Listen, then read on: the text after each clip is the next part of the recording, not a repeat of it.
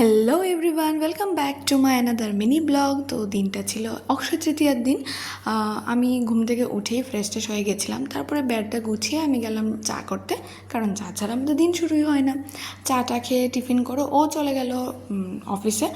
আমি তারপরে গেলাম একটু নিচে, গিয়ে ঠাকুরের জন্য মিষ্টি এনেছি। তারপরে এসে স্নান টান করে ঠাকুরের পুজো দিতে চলে গেলাম, গিয়ে সুন্দর করে সাজিয়ে যে পুজো দিয়েছি ওই দিন।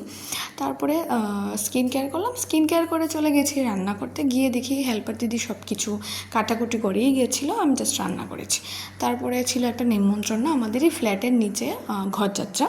তো এখানে গিয়ে প্রসাদ খেয়ে এসে আবার ঘরে একটু রেস্ট করলাম, ওয়েব সিরিজ দেখলাম। তারপরে সন্ধ্যা দিলাম, বিকেল হয়ে গেছিলো। সন্ধ্যা ঠাকুর দিয়ে একটু গেছিলাম টেইলার দিদির বাড়িতে।